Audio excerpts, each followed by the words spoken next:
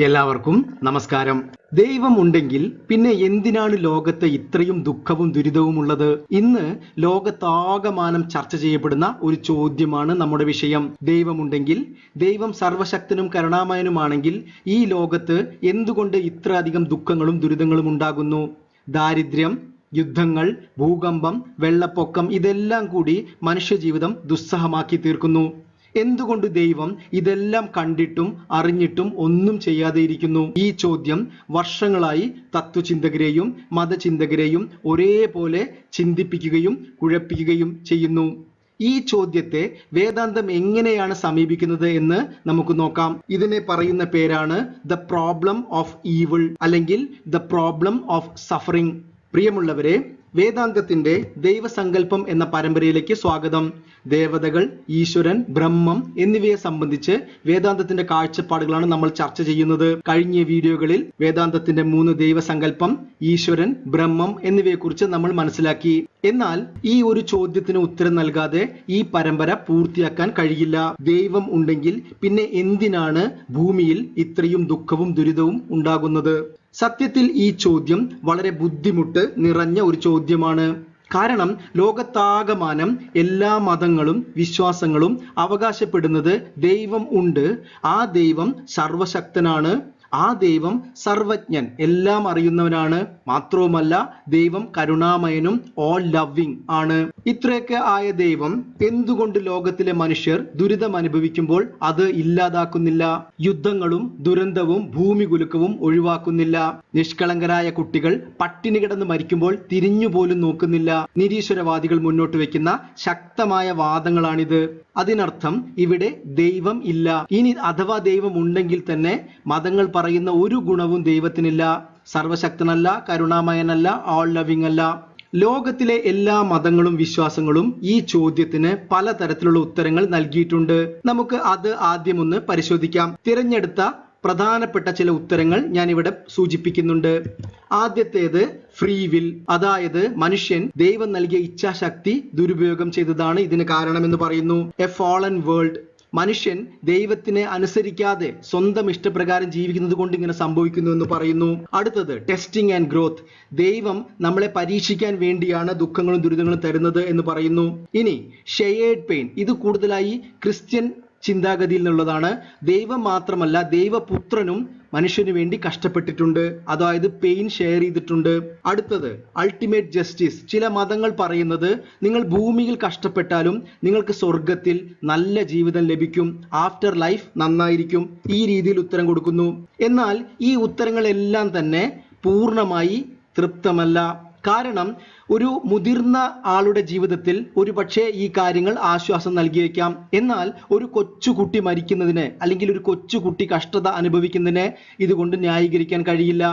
അമേരിക്കയിലെ ഒരു പ്രസിദ്ധമായ യൂണിവേഴ്സിറ്റിയിൽ ഒരു പ്രൊഫസറും തത്വചിന്തകനുമായ ആർതർ എൽ ഹെർമൻ എന്ന വ്യക്തി ഈ ചോദ്യത്തിന് ഉത്തരം കണ്ടെത്താൻ ഒരു ഗവേഷണത്തിൽ ഏർപ്പെട്ടു. അദ്ദേഹം ലോകത്താകമാനമുള്ള മതഗ്രന്ഥങ്ങളും മതപണ്ഡിതന്മാരെയും തത്വചിന്തകന്മാരെയും വിശ്വാസികളെയും എല്ലാവരിൽ നിന്നും ഇതിനുള്ള പല തരത്തിലുള്ള ഉത്തരങ്ങൾ ശേഖരിച്ചു. അദ്ദേഹത്തിന്റെ ഗവേഷണത്തിനൊടുവിൽ അദ്ദേഹം the problem of evil and Indian thought എന്നൊരു പുസ്തകം പ്രസിദ്ധീകരിച്ചു. ഇതിൽ ഈ ഒരു ചോദ്യത്തിന്, അതായത് എന്തുകൊണ്ട് ദൈവം ഉണ്ടായിട്ടും മനുഷ്യൻ ദുരിതം അനുഭവിക്കുന്ന ചോദ്യത്തിന് 23 ഉത്തരങ്ങൾ ഈ പ്രൊഫസർ കണ്ടെത്തി. ആശ്ചര്യപ്പെടുത്തുന്ന മറ്റൊരു പ്രധാനപ്പെട്ട കാര്യം പറയട്ടെ. അദ്ദേഹത്തിന്റെ കാഴ്ചപ്പാടിൽ ഇന്ത്യൻ തത്വചിന്തയായ കർമ്മ നിയമങ്ങൾ, ദ ലോ ഓഫ് കർമ്മ മാത്രമാണ് ഈ ചോദ്യത്തിന് ലോജിക്കലായി ഉത്തരം നൽകുന്നതെന്ന് പറയുന്നു.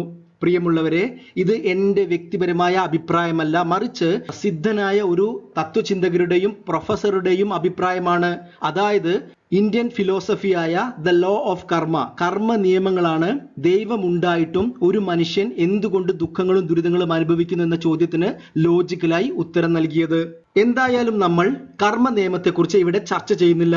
നമ്മൾ നേരത്തെ തന്നെ കർമ്മ ആൻഡ് ഫ്രീഡം എന്നൊരു വീഡിയോ പരമ്പര ചെയ്തിട്ടുണ്ട്. പ്ലേലിസ്റ്റ് ലിങ്ക് ഞാൻ ഡിസ്ക്രിപ്ഷനിൽ നൽകിയിട്ടുണ്ട്. കർമ്മത്തെക്കുറിച്ച് വളരെ സമഗ്രമായി മനസ്സിലാക്കാൻ നിങ്ങളെ ആ വീഡിയോ പരമ്പര സഹായിക്കും. പ്രിയമുള്ളവരെ, നമ്മൾ ചോദ്യം കണ്ടു, അതിന്റെ ആഴം ബുദ്ധിമുട്ട് മനസ്സിലാക്കി, ലോകത്തിലെ മറ്റു തത്വചിന്തകൾ അതിനു നൽകിയ ഉത്തരവും കണ്ടു. മാത്രവുമല്ല ഭാരതീയ ചിന്തയായ കർമ്മ നിയമത്തെക്കുറിച്ചും അറിഞ്ഞു. കർമ്മ നിയമം ചോദ്യത്തിന് ഉത്തരം നൽകുന്നു. ഇനിയാണ് വേദാന്തത്തിന്റെ ഉത്തരം ആരംഭിക്കുന്നത്. ജീവിതത്തിലെ ദുഃഖത്തിലും ദുരിതത്തിലും പെട്ട് നട്ടം തിരിയുന്ന മനുഷ്യരാശിക്ക് വേദാന്തം മഹത്തായ 2 വാഗ്ദാനങ്ങൾ നൽകുന്നു. ആദ്യത്തേത് ആത്യന്തിക ദുഃഖ നിവൃത്തി, ദുഃഖത്തിൽ നിന്ന് സമ്പൂർണ്ണ മോചനം, ഫ്രീഡം ഫ്രം സഫറിംഗ്. രണ്ടാമത്തേത് പരമാനന്ദ പ്രാപ്തി, പരിപൂർണമായ ആനന്ദത്തിന്റെ അനുഭവം. ആദ്യമായി ഇത് കേൾക്കുമ്പോൾ ഇത് അസാധ്യമാണെന്ന് നമുക്ക് തോന്നാം. ഇത്രയും ദുരിതങ്ങൾ നിറഞ്ഞ ഈ ലോകത്ത് ശാശ്വതമായ ആനന്ദം സാധ്യമാണോ? ശാശ്വതമായി ദുഃഖങ്ങളിൽ നിന്ന് മോചനം ലഭിക്കുക സാധ്യമാണോ? പ്രിയമുള്ളവരെ, നിങ്ങൾ ഈ താഴെയുള്ള ചിത്രം ശ്രദ്ധിക്കൂ. ഒരു താമര ഇലയുടെ ചിത്രമാണിത്. നിങ്ങൾ ആലോചിക്കൂ, 24 മണിക്കൂറും വെള്ളത്തിൽ കഴിയുന്ന താമര ഇലയിൽ ഒരു തുള്ളി വെള്ളം പോലും പറ്റിപ്പിടിക്കുന്നില്ല. അതിന്റെ സയന്റിഫിക് വശങ്ങളെ കുറിച്ച് ഞാൻ ചർച്ച ചെയ്യുന്നില്ല. മറിച്ച് അതേപോലെ എത്ര വലിയ ദുഃഖങ്ങൾക്കും ദുരിതങ്ങൾക്കും നടുവിലും നമുക്ക് ആനന്ദകരമായി ജീവിക്കാൻ കഴിയുമെന്ന് വേദാന്തം ഉറപ്പ് നൽകുന്നു.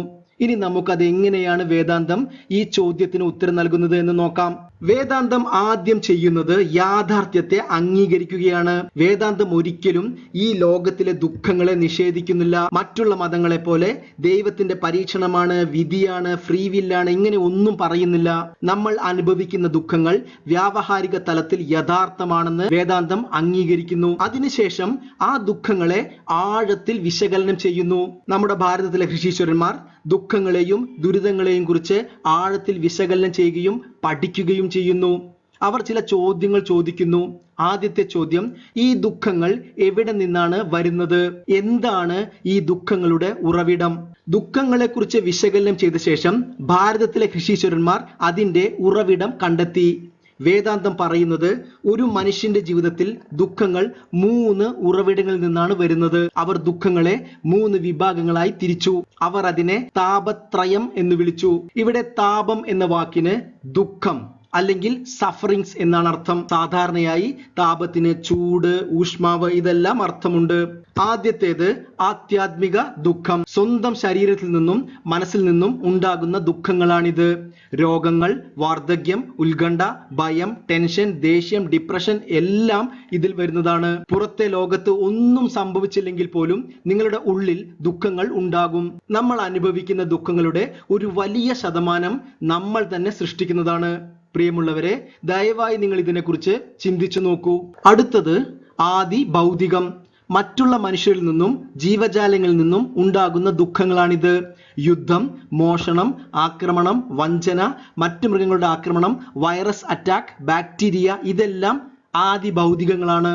അടുത്തത് ആദി ദൈവികം. നമ്മുടെ നിയന്ത്രണത്തിന് അതീതമായ പ്രകൃതി ശക്തികളിൽ നിന്നുണ്ടാകുന്ന ദുഃഖവും ദുരിതങ്ങളുമാണിത്. ഭൂകമ്പം, പ്രളയം, കൊടുങ്കാറ്റ്, വരൾച്ച മുതലായവ.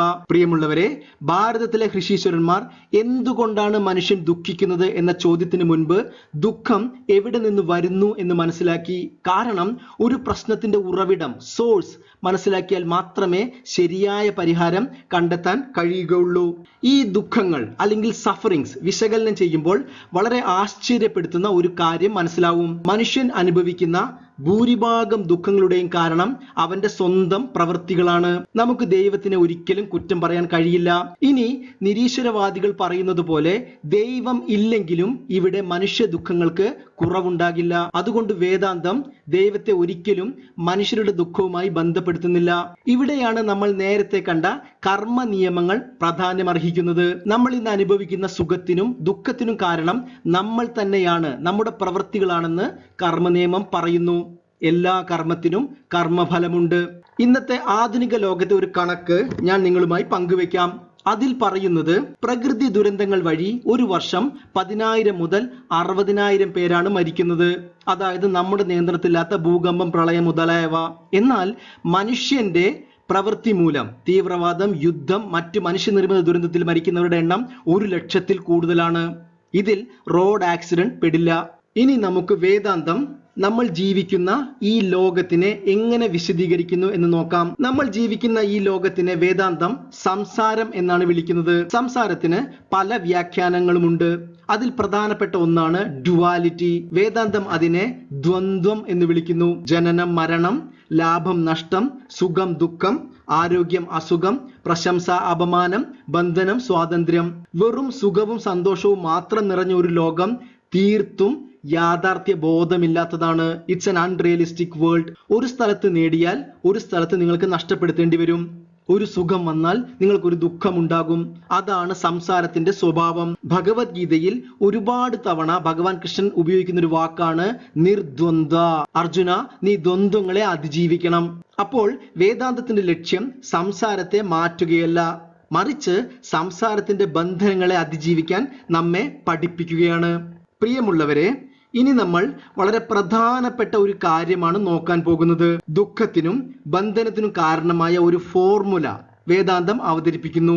അതേപോലെ ഫ്രീഡം, ദുഃഖത്തിൽ നിന്ന് മോചനം നേടാനുള്ള ഫോർമുലയും വേദാന്തം പറയുന്നുണ്ട്. അതെന്താണെന്ന് നോക്കാം. വേദാന്തം ആദ്യം പറയുന്നത് body plus mind is equal to pain and pleasure. അതായത് നിങ്ങൾക്ക് ശരീരവും മനസ്സും ഉണ്ടെങ്കിൽ നിങ്ങൾ വേദനകളിൽ നിന്ന് രക്ഷ നേടാൻ കഴിയില്ല. അത് മാനസിക വേദനയായിക്കോട്ടെ, ശാരീരിക വേദനയായിക്കോട്ടെ. നിങ്ങൾ എത്ര വലിയ നല്ല മനുഷ്യനായാലും പുണ്യം മാത്രം ചെയ്ത് ജീവിക്കുന്ന ആളാണെങ്കിലും നിങ്ങൾ വേദന അനുഭവിച്ചേ മതിയാകൂ. കാരണം നിങ്ങൾ ജീവിക്കുന്നത് സംസാരത്തിലാണ്. നിങ്ങൾക്ക് ശരീരവും മനസ്സുമുണ്ട്. എന്നാൽ നോക്കൂ, വേദന നിങ്ങൾക്ക് ഒഴിവാക്കാൻ കഴിയില്ല, പക്ഷെ ദുഃഖം, സഫറിങ്സ് നിങ്ങൾക്ക് ഒഴിവാക്കാൻ കഴിയും. അതിന്റെ ഫോർമുല എന്താണ്? Body plus mind plus ignorance is equal to suffering. ഇവിടെ ഇഗ്നറൻസ് എന്നത് അവിദ്യ, അജ്ഞാനം എന്നാണ് അർത്ഥം. അജ്ഞാനം എന്നാൽ പൊതുവായ അജ്ഞാനമല്ല, മറിച്ച് നമ്മുടെ യാഥാർത്ഥ്യത്തെക്കുറിച്ച്, സ്വരൂപത്തെക്കുറിച്ചുള്ള അറിവില്ലായ്മയാണ്. ആ അജ്ഞാനം ഒരു തെറ്റായ തിരിച്ചറിവ്, ഐഡന്റിറ്റി സൃഷ്ടിക്കുന്നു. ഞാൻ ശരീരമാണ്, ഞാൻ മനസ്സാണ് എന്ന മിഥ്യാബോധം സൃഷ്ടിക്കുന്നു. അതിൽ നിന്ന് നമ്മൾ പ്രവർത്തിക്കുമ്പോൾ നമ്മുടെ പ്രവൃത്തികൾ ദുഃഖത്തിന് കാരണമാകുന്നു. ഇനി വേദാന്തത്തിന്റെ അവസാന ഫോർമുല നോക്കൂ. Body plus mind plus knowledge is equal to inner freedom അല്ലെങ്കിൽ എൻലൈറ്റൻമെന്റ്. ദുഃഖത്തിൽ നിന്ന് മോചനം നേടാൻ ഒരേ ഒരു വഴിയേ ഉള്ളൂ എന്ന് വേദാന്തം പറയുന്നു. അതാണ് ആത്മജ്ഞാനം. ആത്മജ്ഞാനം നേടിയ വ്യക്തികളും വേദനയിൽ നിന്ന് ഒഴിവാവാൻ കഴിയില്ല, പക്ഷേ അവർക്ക് ദുഃഖങ്ങളിൽ നിന്ന് സ്വതന്ത്രരാവാം. ഇതാണ് വേദാന്തത്തിന്റെ ആത്യന്തിക ദുഃഖ നിവൃത്തി. കാരണം നിങ്ങളുടെ യാഥാർത്ഥ്യം എപ്പോഴും ആനന്ദ സ്വരൂപമാണ്. നിങ്ങളുടെ അവിദ്യയാണ് ആ സ്വരൂപത്തെ മറയ്ക്കുന്നത്. അവിദ്യ നീങ്ങുമ്പോൾ നിങ്ങളിലെ യാഥാർത്ഥ്യം, അതായത് എറ്റേണൽ ബ്ലിസ് തനിയെ പ്രകാശിക്കും. പ്രിയമുള്ളവരെ, നമ്മൾ പ്രശ്നം എന്താണെന്ന് മനസ്സിലാക്കി. ഇനി നമുക്ക് വേദാന്തം എങ്ങനെയാണ് ഇത് പരിഹരിക്കുന്നത് എന്ന് നോക്കാം. വേദാന്തത്തിന്റെ സൊല്യൂഷനാണ് ചർച്ച ചെയ്യാൻ പോകുന്നത്. വേദാന്തം എവിടെ തുടങ്ങുന്നു എന്നൊരു വീഡിയോ നമ്മൾ ഓൾറെഡി ചെയ്തിട്ടുണ്ട്. അതിൽ വേദാന്തത്തിന്റെ ആദ്യ സ്റ്റെപ്പ് എന്താണെന്ന് വ്യക്തമായി പറഞ്ഞിട്ടുണ്ട്. എങ്കിലും നമുക്ക് ഒരു തവണ കൂടി നോക്കാം. അപ്പോൾ വേദാന്തം ആരംഭിക്കുന്നത് വിവേകത്തിലൂടെയാണ്. വേദാന്തം ആദ്യം ചെയ്യുന്നത് ലോകത്തിലുള്ള എല്ലാത്തിനെയും രണ്ടായി തിരിക്കുന്നു. മിഥ്യ, സത്യം. നിങ്ങൾ നോക്കൂ, മിഥ്യ എന്നത് അജ്ഞാനത്തിന്റെ ഉറവിടമാണ്, എന്നാൽ സത്യം എന്നത് സ്വാതന്ത്ര്യത്തിന്റെ ഉറവിടമാണ്. ഇനി നമുക്ക് മിഥ്യയെ വേദാന്തം എങ്ങനെ നിർവചിക്കുന്നു എന്ന് നോക്കാം. സത്, അസത്, വിലക്ഷണം, മിഥ്യ എന്ന് വേദാന്തം പറയുന്നു. അതായത് സത്യമല്ല, എന്നാൽ അനുഭവയോഗ്യമായ ഡിപ്പെൻഡബിൾ റിയാലിറ്റി. എന്നാൽ സത്യത്തെ വേദാന്തം പറയുന്നത് ത്രികാല അബാധിതം സത്യം എന്നാണ്. 3 കാലങ്ങളിലും നിഷേധിക്കാൻ കഴിയാത്ത, അല്ലെങ്കിൽ 3 കാലങ്ങൾ, അതായത് പാസ്റ്റ്, പ്രസന്റ്, ഫ്യൂച്ചർ, ഇതിൽ മാറാത്ത, നിഷേധിക്കാൻ കഴിയാത്ത എന്താണോ അതാണ് സത്യം. പ്രിയമുള്ളവരെ, നിങ്ങൾ ഈ 2 കാര്യങ്ങൾ ശരിയായ രീതിയിൽ വിവേചന ബുദ്ധിയോടുകൂടി മനസ്സിലാക്കിയാൽ വേദാന്തത്തിന്റെ ആദ്യ തത്വം നിങ്ങൾ പഠിച്ചു എന്നാണ് അർത്ഥം. ഇനി നമുക്ക് ഇവ തമ്മിലുള്ള വ്യത്യാസങ്ങളൊന്ന് വേഗത്തിൽ നോക്കാം. ആദ്യത്തേത്, മിഥ്യ എന്നത് ഒരു ഡിപ്പെൻഡന്റ് റിയാലിറ്റിയാണ്, എന്നാൽ സത്യം എന്നത് ഇൻഡിപെൻഡന്റ് റിയാലിറ്റിയാണ്. മിഥ്യ എപ്പോഴും സത്യത്തെ ആശ്രയിച്ച് മാത്രമേ നിലനിൽക്കുകയുള്ളൂ. മിഥ്യയ്ക്ക് സ്വയം നിലനിൽപ്പില്ല. അടുത്തത്, മിഥ്യ എന്നത് നമ്മൾ അനുഭവയോഗ്യമായ വസ്തുക്കളാണ്, ഒബ്ജക്റ്റ് ആണ്. അത് ചിന്തകളായിക്കോട്ടെ അല്ലെങ്കിൽ ശാരീരികമായിക്കോട്ടെ, എന്തും. എന്നാൽ സത്യം എന്നത് സബ്ജക്റ്റ് ആണ്, ഇതിനെ അനുഭവിക്കുന്ന എക്സ്പീരിയൻസർ ആണ്. ഇനി നോക്കൂ, മിഥ്യ എന്ന് തീർച്ചയായും നിങ്ങളുടെ ശരീരവും മനസ്സും മിഥ്യയാണ്, എന്നാൽ അതിനെ അറിയുന്ന സത്യം എന്ന് പറയുന്നത് നിങ്ങളുടെ കോൺഷ്യസ്നസ്, ആത്മാ ആണ്. ഇനി മിഥ്യ എപ്പോഴും മാറിക്കൊണ്ടിരിക്കുന്നു, എന്നാൽ സത്യം അൺചേഞ്ചിങ്, മാറാതെ നിലനിൽക്കുന്നു. ഇനി നോക്കൂ, മിഥ്യ എന്നത് മൃതം, മരണത്തിന് വിധേയമാണ്, എന്നാൽ സത്യം ഒരിക്കലും മരണത്തിന് വിധേയമല്ല, അത് അമൃതമാണ്. മിഥ്യ എന്നത് അനിത്യമാണ്, എന്നാൽ സത്യം നിത്യമാണ്. മിഥ്യ എന്നത് അനാത്മ ആണ്, സത്യം ആത്മയാണ്. നമ്മൾ ഇന്ന് അനുഭവിക്കുന്ന ഈ ലോകം, ജഗത് എന്ന് പറയുന്നത് മിഥ്യയാണ്, എന്നാൽ അതിന്റെ അടിസ്ഥാനമായിട്ടുള്ള ബ്രഹ്മം സത്യമാണ്. കുറച്ച് ഉദാഹരണത്തിലൂടെ മിഥ്യയെയും സത്യത്തെയും നമുക്ക് വേർതിരിച്ച് മനസ്സിലാക്കാം. കാരണം ഈ ലോകത്തിലെ എല്ലാതും മിഥ്യയും സത്യവും കൂടിച്ചേർന്നതാണ്. നിങ്ങൾ നോക്കൂ, ആദ്യത്തേത് കലം എന്ന് പറയുന്നത് മിഥ്യയാണ്, അതിന്റെ സത്യം എന്താണ്? കളിമണ്ണാണ്. അടുത്തത് നോക്കൂ, ആഭരണങ്ങൾ എന്ന് പറയുന്നത് മിഥ്യയാണ്, എന്നാൽ സ്വർണമാണ് അതിന്റെ സത്യം. ഇനി തിരമാല അല്ലെങ്കിൽ സമുദ്രം എന്ന് പറയുന്നത് മിഥ്യയാണ്, അതിന്റെ സത്യം എന്ന് പറയുന്നത് വെള്ളമാണ്. ഇനി ഒരു മൂവി തിയേറ്റർ സങ്കല്പിക്കൂ. നിങ്ങൾ കാണുന്ന സിനിമ മിഥ്യയാണ്, എന്നാൽ ആ സിനിമ പ്രദർശിപ്പിക്കുന്ന സ്ക്രീൻ അത് സത്യമാണ്. കാരണം സ്ക്രീൻ ഇല്ലെങ്കിൽ മൂവിക്ക് നിലനിൽപ്പില്ല.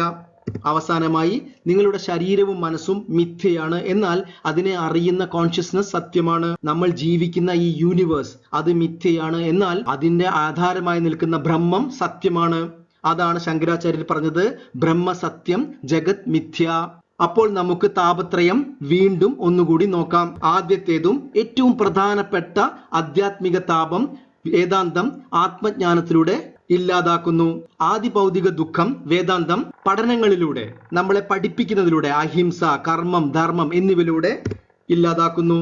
അവസാനമായി ആദി ദൈവിക താപം നമ്മുടെ നിയന്ത്രണത്തിൽ ഇല്ലെങ്കിലും അതിനോടുള്ള നമ്മുടെ സമീപനം നമുക്ക് മാറ്റാൻ സാധിക്കും, അതിനോടുള്ള മനോഭാവം മാറ്റാൻ സാധിക്കും. ഉദാഹരണത്തിന് പ്രസാദാത്മിക ബുദ്ധി വേദാന്തം പഠിപ്പിക്കുന്ന ഒരു സബ്ജക്റ്റ് ആണ്. നമ്മൾ ഭാവിയിൽ അതിനെക്കുറിച്ച് മനസ്സിലാക്കും. പ്രിയമുള്ളവർ, ഇവിടെ പ്രധാനപ്പെട്ട ചോദ്യം ഇതാണ്: ഈ 3 ദുഃഖങ്ങളും നിങ്ങളുടെ ജീവിതത്തിൽ നിന്ന് മാറി എന്ന് സങ്കല്പിക്കൂ. പിന്നെ അവിടെ എന്താണുള്ളത്? നിങ്ങളുടെ യാഥാർത്ഥ്യമായ സച്ചിദാനന്ദ സ്വരൂപം മാത്രമേ ഉണ്ടാകുകയുള്ളൂ. ഈ താപത്രയങ്ങൾ തീർക്കാൻ വേണ്ടിയാണ് ഉപനിഷത്തുക്കളുടെ ശാന്തി മന്ത്രങ്ങൾ ചൊല്ലുന്നത്. എല്ലാ ശാന്തി മന്ത്രത്തിന്റെയും അവസാനം 3 ശാന്തി ചൊല്ലുന്നു. ഓരോ ശാന്തിയും ഓരോ താപത്തിന് വേണ്ടിയാണ്. ബൃഹദാരണ്യക ഉപനിഷത്തിലെ മനോഹരമായ ഒരു ശാന്തി മന്ത്രത്തിലൂടെ നമുക്ക് ഈ വീഡിയോ അവസാനിപ്പിക്കാം. ഈ മന്ത്രത്തിന്റെ 3 വരികളിൽ വേദാന്തത്തിന്റെ മുഴുവൻ സാരാംശവും അടങ്ങിയിരിക്കുന്നു. നമ്മൾ ഇത്ര നേരം ചർച്ച ചെയ്ത സത്യവും മിഥ്യയും, ഒരു ആത്മീയ ജീവിതം എന്നാൽ മിഥ്യാലോകത്ത് നിന്ന് സത്യത്തിലേക്കുള്ള യാത്രയാണ്. അതും ഈ ശാന്തി മന്ത്രത്തിൽ ഉൾപ്പെടുത്തിയിട്ടുണ്ട്. നമുക്ക് എല്ലാവർക്കും അറിയാവുന്ന ശാന്തി മന്ത്രമാണിത്. അസതോമാ സദ്ഗമയ തമസോമാ ജ്യോതിർഗമയ മൃത്യോർമാ അമൃതം ഗമയ. ഓം ശാന്തി ശാന്തി ശാന്തി. പ്രിയമുള്ളവരെ, നിങ്ങൾ ഇതിന്റെ ആദ്യത്തെ വരി ശ്രദ്ധിക്കൂ. അസതോമ സദ്ഗമയ, മിഥ്യാബോധത്തിലുള്ള എന്നെ സത്യത്തിലേക്ക് നയിക്കണമേ. അൺറിയൽ ആയിട്ടുള്ള ലോകത്ത് നിന്ന് റിയൽ ലോകത്തിലേക്ക് എന്നെ നയിക്കണമേ. രണ്ടാമത്തെ വരി നോക്കൂ. തമസോമ ജ്യോതിർഗമയ, അജ്ഞാനത്തിന്റെ അന്ധകാരത്തിലുള്ള എനിക്ക് ജ്ഞാനത്തിന്റെ പ്രകാശത്തിലേക്ക് എന്നെ നയിക്കണമേ. ഇരുട്ടിൽ നിന്ന് വെളിച്ചത്തിലേക്ക് എന്നെ നയിക്കണമേ. മൃത്യോർമ അമൃതംഗമയ, മരിക്കുന്ന ശരീരബോധത്തിൽ നിന്ന് ഒരിക്കലും മരണമില്ലാത്ത ആത്മബോധത്തിലേക്ക് എന്നെ നയിക്കണമേ. പ്രിയമുള്ളവരെ, നമ്മൾ ഈ വീഡിയോ അവസാനിപ്പിക്കാൻ പോവുകയാണ്. നമ്മൾ ദുസ്വപ്നങ്ങൾ കാണാറുണ്ട്. ആ ചീത്ത സ്വപ്നങ്ങളിൽ നമ്മൾ ദുഃഖം, ദുരിതം എല്ലാം അനുഭവിക്കാറുണ്ട്. എന്നാൽ ഉണർന്നു കഴിയുമ്പോൾ അത് വെറും ഒരു സ്വപ്നമായിരുന്നു എന്ന് നമ്മൾ ആശ്വസിക്കാറുണ്ട്. വേദാന്തം പറയുന്നത് മോക്ഷം അല്ലെങ്കിൽ എൻലൈറ്റൻമെന്റ് എന്നത് അതുപോലെയുള്ള ഒരു ഉറക്കമുണരലാണ്. മിഥ്യയിൽ നിന്ന് സത്യത്തിലേക്കുള്ള ഒരു ഉറക്കമുണരൽ. ഉപനിഷത്തുക്കൾ പറയുന്നു, തരതി ശോകം ആത്മവിത്ത്. ആത്മജ്ഞാനം ലഭിച്ച ആൾ എല്ലാ ശോകങ്ങളെയും തരതി, ത്രാണനം ചെയ്യുന്നു അല്ലെങ്കിൽ അതിജീവിക്കുന്നു. ഈ വീഡിയോ കണ്ടതിന് ഒരുപാട് നന്ദി. ചാനൽ സബ്സ്ക്രൈബ് ചെയ്യണമെന്ന് അഭ്യർത്ഥിക്കുന്നു. അടുത്ത വീഡിയോയിൽ വീണ്ടും കാണാം. നന്ദി, നമസ്കാരം.